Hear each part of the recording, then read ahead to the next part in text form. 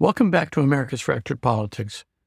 The American experiment, our fragile, magnificent, ever-contested democracy, is once again being carved into submission, and the scalpels belong to the Republican Party.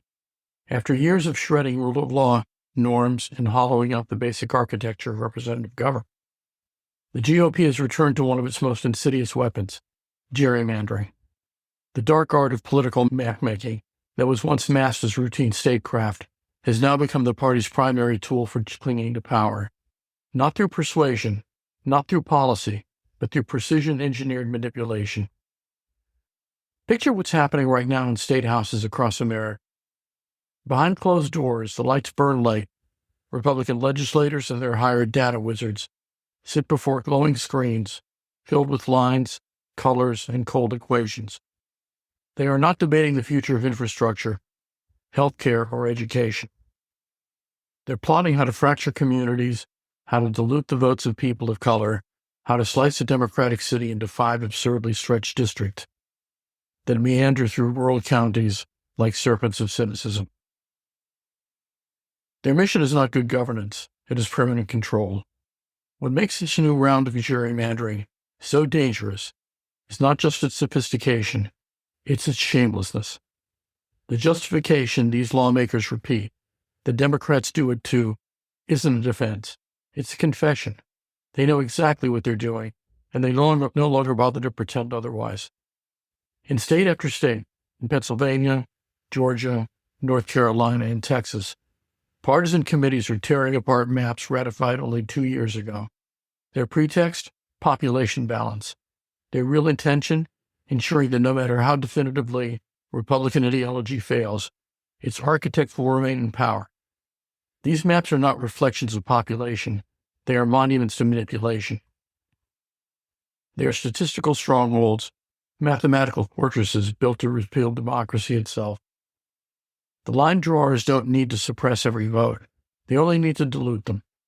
They redraw districts so just enough Democrats remain isolated and just enough Black, Latino, or young voters are scattered that their collective voice becomes a whisper. And then they call it fairness, as if arithmetic could mask the theft of representation. Let's be clear. This is not abstract. These are not academic exercises in political geometry.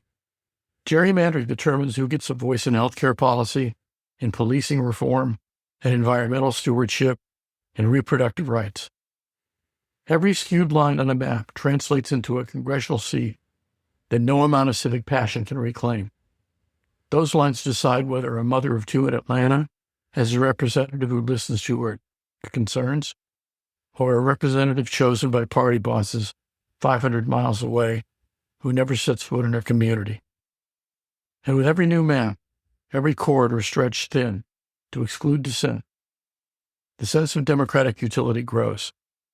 The disillusionment is the point. Republicans know that when voters feel their ballots no longer matter, they stop showing up. Gerrymandering isn't just a manipulation around boundaries. It is a manipulation of psychology. It breeds a quiet hopelessness. It convinces millions that their participation is ornamental, a nostalgic ritual for a democracy that exists mostly on paper. Across the country, we are witnessing democracy die not by decree, but by design. Every contorted district boundary represents one more incision into the flesh of popular sovereignty. Each lopsided map marks another stage in America's transformation, from republic to rural territory where power is no longer earned, wholly engineered when called out. Republican strategists respond with what they consider a trump card. The Democrats engage in similar redistricting when they hold power. But let's pull that excuse apart. The Republican mechanism is not tit-for-tat politics, structural seizure. A Democratic state like Illinois might redraw a few congressional lines for partisan benefit. But across the South, across the Midwest, the GOP has institutionalized the imbalance to such an extreme that nearly half the country's congressional seats can now be won with just 42% of the vote nationwide. That is not proportional democracy. That is minority rule, sanctioned by maps that turn every margin into a moat. This is no small administrative crime. It is a coup by cartography, and it's being upheld at the highest levels of government judicial power. The Supreme Court, now steeped in deference to conservative legislatures, has shown no appetite to intervene. In 2019, the court slammed the federal door on partisan gerrymandering claims, declaring such disputes non-justiciable. That decision didn't just close the legal avenue. It opened the floodgates to the most brazen redistricting drive in modern history. The message was unmistakable.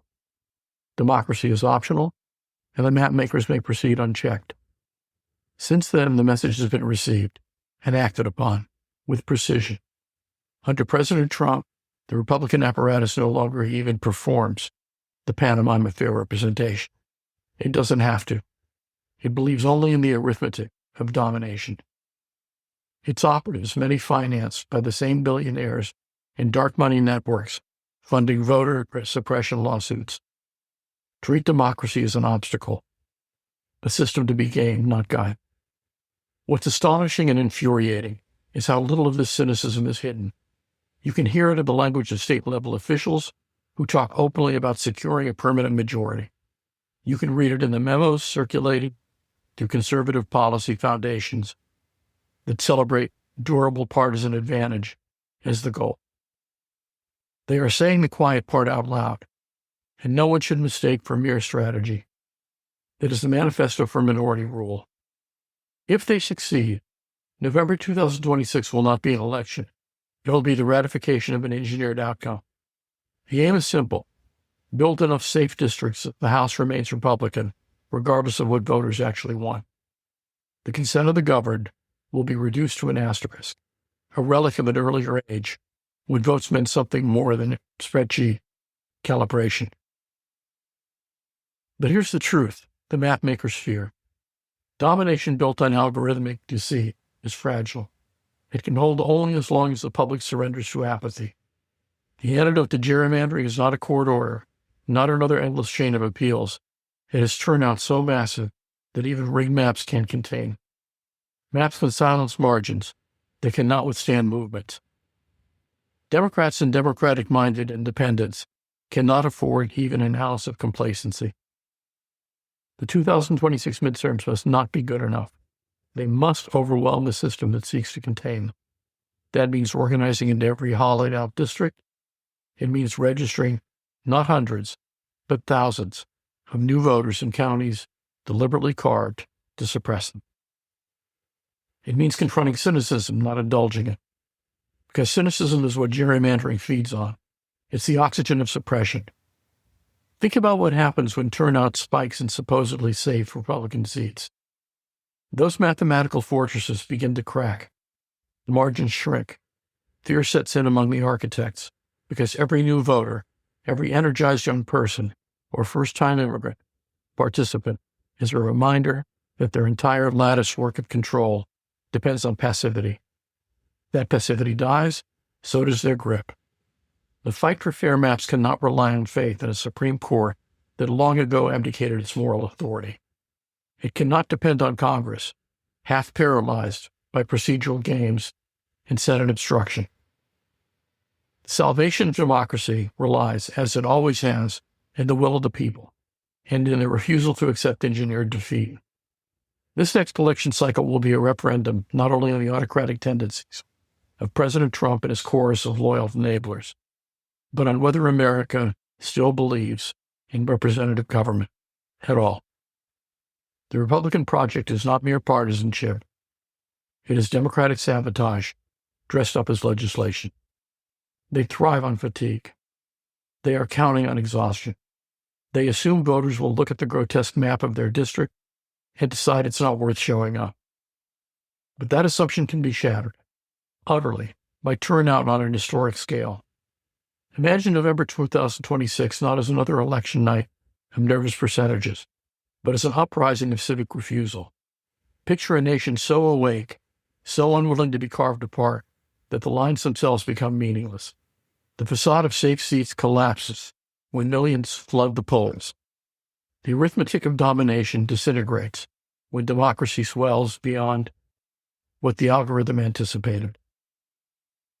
This is what the framers of minority rule fear most. Not a lawsuit, not a policy proposal, but a citizenry uncontainable. They can redraw the map. They cannot redraw the will of an aroused public. For progressives, this is not just a call to vote. It is a call to reconceive engagement itself. Every door knocked, every phone call made, every conversation with a disillusioned neighbor becomes an act of defiance against the machinery of suppression. When voters participate en masse, they are not merely choosing candidates. They are rebelling against predetermined outcomes. The American ballot box, maligned and manipulated, though it may be, still contains enough power to upend the engineer's dream. The illusion of control collapses when the governed refuse to withdraw. Let's not forget that gerrymandering, at its core, is cowardice pretending to be cleverness. It is the act of a party too afraid to face the country it claims to represent. Republican map makers do not want competition, they want insulation. They do not want democracy, they want domination without accountability. Every tortured district line stretching across counties and through communities is a confession that real majority rule would end their hold on power. And yet they continue because for a decade and a half, it has worked. It worked in Wisconsin, where Republicans won by barely half the statewide vote and still secured nearly 2/3 of legislative seats. It worked in Ohio, where voters actually passed an anti-gerrymandering amendment that the legislature promptly ignored. The pattern is unmistakable. The people vote for reform. The party in power redraws reality. But history offers another pattern, one that terrifies the autocrats. It's what happens when people stop accepting inevitability. Power built on manipulation eventually provokes backlash, and that backlash, when organized, is unstoppable. Gerrymandering falters not when it's challenged in court, but when its victims refuse to stay quiet.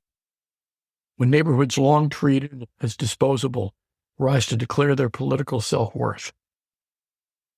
Every American who has ever marched for civil rights, for women's suffrage, for labor representation, has already proven that arithmetic cannot conquer conviction. The question now is whether this generation will summon that same defiance in the face of a quieter, stealthier tyranny rendered not in soldiers or shouts, but in spreadsheets. Because make no mistake, gerrymandering is tyranny. It is the state's hand in the ballot box, guiding the outcome before the first vote is cast. It is the 21st century form of voter suppression. Slicker, less visible, but just as insidious. Instead of poll taxes and literary tests, today's autocrats use cartography. Instead of sheriffs blocking the courthouse steps, they use data engineers behind closed doors. Yet the result is the same. Fewer voices represented, fewer voters heard, fewer truths allowed into the halls of power. The American ideal of one person, one vote, the moral foundation of our democracy, has become a mathematical casualty. But it's not irreversible. The blueprint to save democracy already exists, and it doesn't involve waiting for the Supreme Court to come to its senses. It lives in the ballot box, in the streets, and the consciousness of millions who know that democracy is not self-sustaining. It survives only through use. The maps are indeed rigged, but the people are not. And that is where this story can still turn. If a gerrymandered district in Georgia or North Carolina becomes an epicenter of civic awakening, communities treated as statistical pawns suddenly flood the polls. That act alone constitutes a democratic miracle. It transforms despair into disruption. It proves that even under a rigged system, public participation is still the ultimate wild card. So here's the challenge.